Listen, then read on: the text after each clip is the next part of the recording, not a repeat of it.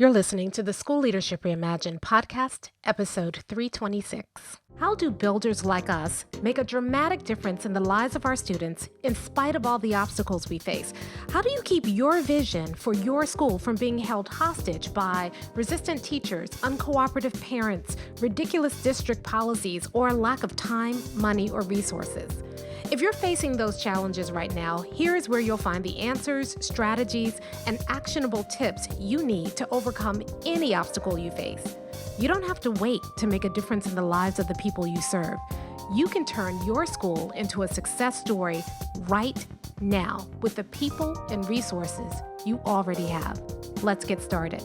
Hey builders, welcome to another episode of the School Leadership Reimagined podcast. I'm your host, Robyn Jackson, and today we're going to talk about my favorite time of the year, which is back to school time. I love back to school time. It's, to me, better than New Year's. For all of us, it's a new beginning. We've had the summer to rest and reflect.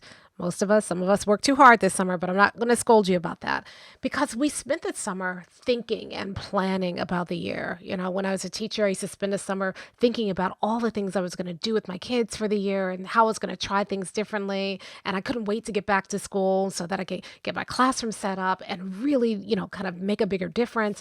When I became an administrator, I'd spend the summer tweaking the master's schedule and diving into the data and revising the school improvement plan and meeting with people and hiring people. And, but I've done all the work and now this is the moment we've been waiting for. The kids are coming back and now we get to give them an experience.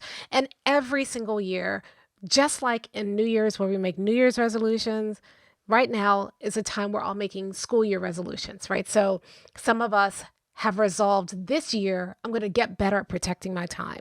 I'm not going to take work home every weekend. I am going to not open my laptop after 9 p.m. I'm going to be more present with my family. We've made that resolution. For some of us, it's I promise this year I'm got to get into at least 3 classrooms a day. Nothing's going to distract me. I'm just going to stay focused and get into those classrooms. For others of us, it's going to be, like once a week, I'm going to sit down, I'm going to go through the data or it might be as simple as I'm not going to have a messy desk this year. This year, my desk is going to be organized. I'm going to get myself more organized.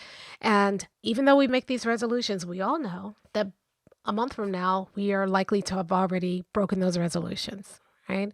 And there's a very simple reason why. And it's not because you're not disciplined enough, and it's not because you're not organized enough, and it's not because you had too many distractions or, that you didn't have the right. It's none of that. It's a very simple reason. And I want to share with you why we often break our school year resolutions and how we can make sure that we stick to them this year.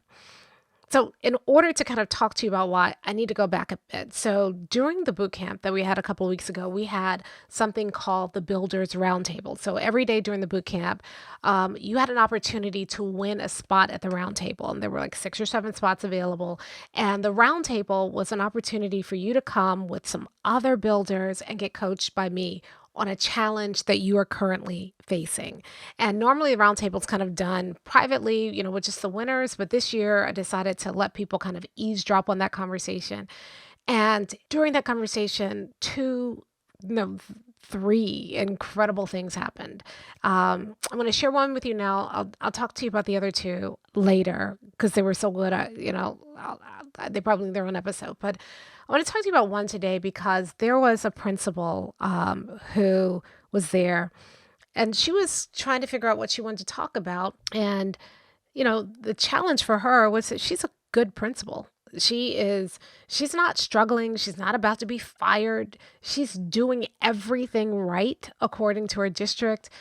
She's doing everything by the book, the way she was taught to do it.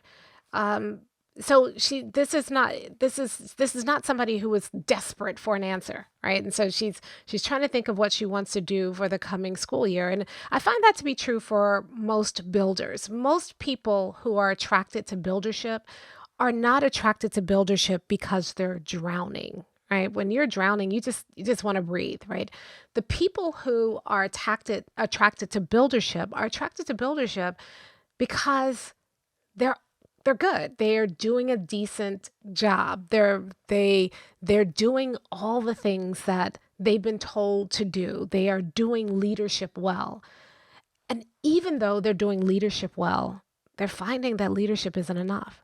So most people don't come to become builders because they're in crisis. Some people do, but for the most part, the people who are in Buildership University are not there because they're in crisis. They're there because they're in stasis. They're there because they have been working really, really hard and just not seeing the results that match their work. They're doing all the things right according to their district, according to their training, and yet they still are not at 100%. These are people who are looking at their schools, and in some cases, the numbers aren't great, but in other cases, they're doing okay according to their district standard. Their district, so you're fine. You're in the middle of the pack. You may be near the top of your district in terms of your student success, or you're a charter school and you're outperforming the neighborhood public school, and people love your school, or you're a private school and you're a parochial school, and your parents are really happy with the results that their children are getting in your school, and so enrollment is steady. Or you're a private school where you're an elite private school, and so people are fighting to get in, but you feel like even though you have a great school and people are fighting again and you're not fighting for kids and everybody, you have this great reputation, you feel like you could be doing more. And usually people come to buildership because they feel like they could be doing more. And so that's where the resolutions come in, right? So most of the time, we make these resolutions because we feel like we should be doing more, because we are doing all the things right, but we're still not seeing the progress. So that was the case with Annie. Annie's a great principal, but she feels like there's got to be more. And she was really intrigued by this idea of 100%, becoming 100% principal, not just becoming a good enough principal, but really focusing on becoming a 100% principal, which is what builders work to become. That's the whole point of buildership. You want to become 100% principal. So she's saying, maybe it's really about feedback, and, I need to get better at feedback. And, we all tell ourselves that, right? Like, how many of you right now are saying, I need to get teachers more feedback this year? All of us. All of us are probably saying that on some degree. Even if you get into classrooms 3 times a day, you're like, this year I should be in there 5 times a day. Or maybe I should do a better job of writing, because we feel like if we could just find the perfect feedback formula to give to people, then maybe we can break through to teachers this year. So she's talking about feedback. And at first I fell into the trap. I was trying to help her around feedback and give her suggestions to improve her feedback. That's leadership thinking. And so for a moment, I admit I slipped into leadership thinking. And then it occurred to me, because I was getting frustrated because the advice I was giving wasn't landing. And then I realized the problem. Because right now, most of you are looking at what you can do this year to make this year better than last year. And at best, you're going to get incremental improvement. More likely, it's going to be more of the same. And the reason is that you are trying to improve your feedback or your support or your accountability or your culture or, your data or your PLCs. And you're trying to do that, and you don't have a clear vision for where you want your school to go first. So when I was working with Annie, I had to stop and I said, you know what? The real problem here, Annie, is you don't have 100% vision. You don't really know where you're trying to take your school. And she's like, of course I know. I'm trying to, help them grow. And I said, what's your 100% vision? And she was trying to articulate it, and she gave me a boilerplate vision. And I was like, that's not it. That's not it. And so we worked on it, and we got her to our 100% vision. She was able to state it. And I want to pause here, because a lot of you listening have heard me talk about vision for a while. I'm always talking about vision, right? And you're like, okay, yeah, Robyn, I get vision. I have a vision. But I am noticing, especially when I meet you out in the wild, that a lot of you who think you have a vision, you don't really have a vision. You have somebody else's vision. You can recite to me 100%. You've been with me long enough to know what it sounds like, but it's not truly your vision. It's Something you grabbed that you heard somebody else say that made sense, or heard me say that like, okay, yeah, I'll go for that. But it's not truly your 100% vision. And that was happening with Annie. So we were pushing back, pushing back, pushing back. And then finally we got to her vision. And the moment she got to her vision and she thought of it, she's a very thoughtful principal, like many of you, right? So it was a very cerebral moment for her. She was just like, okay, that's my vision. All right, I can see it. Then I said, okay, now let's talk about feedback. And all of a sudden she was like, oh, I get it. Okay, now it makes sense. Now this, I know I need to be focused here and not focused there. I need to be doing that. Like everything that she was trying to work out around feedback became immediately clear once she had her vision. So let's talk about you. All those resolutions that we make every year, the reason that we often don't keep them is we're making those resolutions in a vacuum. We're trying to solve symptoms of a bigger problem. So we're saying, I need to get in more classrooms. Well, for why? What is getting into more classrooms supposed to do? Now, I know you've been told that, the key to good instructional leadership is getting into more classrooms. But you and I both know that even if you get into 3 classrooms a week, every single week, schools, it's not moving a needle. People, you feel good and maybe you have a breakthrough moment with one teacher, but is it moving instruction school-wide? No. So why are we doing this again? What's so magical about 3 classrooms a week? What, could you get the same results with 2? Do you need to bump it up to 4? See, those are the kinds of conversations you're having if they're not rooted in a vision. Some of us are saying, hey, listen, I need to protect my time. Do you know why you need to protect your time? Because you're trying to do all the things. Do you know why you're trying to do all the things? Because you don't have a vision that helps you prioritize the work. When you have a clear vision, you realize that you have more time because you know to focus on the work that matters and stop doing all the chores and focus on the work. Right? So you're not just kind of doing things to maintain. You start, when you have a vision, you start to realize this is not moving the needle forward. I need to be spending my time over here if we're going to get to 100%. And so you don't have to protect your time because you've properly prioritized your time. You're saying, hey, I really need to dive into the data this year. There are people who are diving and rediving into data, and the data is not helping them at all, right? I know people are like, oh, they know their data. The 2.1% here and 5 here and 27 here, and these are the bubble kids. And it's not moving the needle. So getting more into the data without the context of where you're trying to move your school, what vision are you trying to achieve, means nothing. A lot of people are like, oh, I'm just trying to get to 5% improvement this year. For what? Why are you working so hard to move 20 more kids when you could be working just as hard and move all your kids? Why would you settle for 20%? But that's what we do. And so we think that if I just understood the data better, maybe I could move, instead of 5%, I could move 8%. Whoopee for you. Meanwhile, builders are out here looking at the data in ways that are very strategic and intentional. And in doing so, they're moving the needle 20%, 30%, 50%.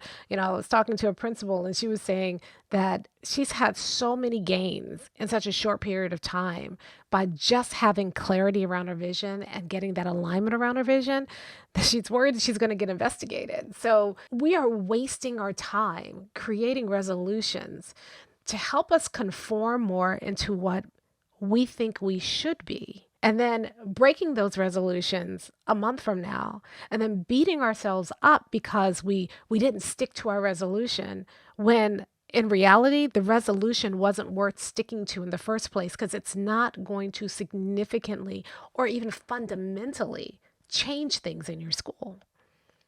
When you have a vision, everything starts to make sense. I don't know how else to explain it. Everything starts to make sense. And suddenly you can see what work needs to be done. Suddenly your priorities are crystal clear. Suddenly you're not making resolutions anymore. You're making decisions and you're making shifts that stick. So I want to encourage you this year. I love the new school year. I love the excitement and energy of the new school year. And it's very tempting to start making school year resolutions. This year, I want to caution you. I want to tell you that if you do that as a setup, you don't need to do that. What you need is a vision. Because if you have your 100% vision, then you don't need resolutions to make you feel like you're making momentum. You don't need resolutions to make you feel like this year is going to be different. This year will be different because once you have the vision, it becomes a lens through which you see everything. That's why I love the word vision, right? Because your vision, it's like putting a set of glasses over your eyes. It helps you to see differently. It helps you to understand where you need to focus and where you need to spend your time and where you're wasting your time, quite frankly. It helps you to catch a hold of something bigger than you that propels the work forward. When you have a vision, you don't have to rely on willpower to move the work. The passion around the vision will move the work. It changes everything. So if you're trying to go through the school year without having 100% vision, you're going to have the same school year you had last year. I hate to tell you that. I'm not trying to be a downer, but that's the truth. And you will blame the teachers and say, well, I just need to get rid of these teachers. Or you'll blame the parents. I need to get more parent involvement. Or you blame the kids, or you blame yourself. And that's what we do the most, right? Most of us are not blaming other people a lot. We do a little bit, but not a lot. Most of us are blaming ourselves. And so we spend the year trying to flog ourselves into submission. And you should hear the way you talk to yourself sometimes. I'm drowning. I'm just unfocused. I just need to get back. No, you don't. The reason you're drowning, you're trying to do everything instead of staying focused on your vision. The reason you're not focused is because you don't have a vision that pulls you forward. The reason that you're not doing whatever the strategy of the year is, the thing you fell in love with over the summer that somebody else used and it transferred in their school and now you want to do it in your school. I'm hearing everybody like right now, PLCs so hot, right? They're like, oh yeah, we're all going to do PLCs. If you don't have a vision, the PLCs, they're not going to last. Why are we even doing that? The reason that PLCs work is because a PLC's role is to identify and address threats to your vision. If you are not doing that in PLCs, you're just getting together and having a conversation. And maybe it helps and maybe it doesn't. But every PLC is taking a look, where's our vision? Where are we with relationship to our vision? What's the biggest threat? How do we remove the threat? Then PLCs have focus. Then PLCs work. Those of you in the collective know this, right? So in the 100% collective, we have a whole PLC training and a PLC playbook that helps you get PLCs that are really focused on the vision. But if you don't have a vision, what's the point? It all comes back to vision. That's why I talk about vision so much. It's why it's the first thing you do when you become a builder is create that 100% vision, because without that, nothing makes sense. And you're left with resolutions. You're left with tactics. You're left with a lot of, I hope this works. You're left with, well, let's try this. But you don't have that focus. You're not moving forward. So consider this your yearly back to school reminder that before you do anything else, you need to have a vision. But once you get that 100% vision, then you can really enjoy back to school. Then back to school is truly exciting instead of nerve-wracking. The builders that are in Buildership University, I was checking in with them in office hours, and a lot of them have already gone back to school and have had kids for weeks, and some of them are just starting. But the thing that was universal amongst all of them in that conversation was that I did a simpler back to school this year, but it was way more meaningful. Our pre-service week was incredible because we were focused on the vision. It seemed easier. You do all the hype and stuff. I've talked about, the cupcakes and the food trucks and all that. I'm not going to keep talking about it, but you do all of that stuff because you don't have a vision. You feel the pressure to create this hype moment during back to school because you don't have a vision. When you have a vision, back to school doesn't need all that. You can do it, but you're not doing it as a substitute for something more substantive like a vision. You're doing that in a way that enhances the vision. You're doing that in a way that creates more momentum around the vision. And so the builders who have their 100% vision, they're like, yeah, back to school's been pretty easy. It's been really productive. Pre-service week was amazing. I wasn't running around like a chicken with my head cut off. The staff took over a lot of the work. The staff is doing a lot of the thinking. And I was there and able to facilitate and enjoy pre-service week and enjoy working with my teachers again. And when the kids came, I was excited to see them. I wasn't exhausted. I was enjoying all of this process because I have a vision. The builders who are working on their 100% vision, they're not making school year resolutions. Instead, they are building on the momentum that they've created from prior years because there's a vision there. They are excited because they can see the vision more clearly. They're excited because they have more confidence than ever about their vision. They're excited because they put new processes and procedures in place that have increased their ability to achieve their vision, but they're not making New Year's resolutions.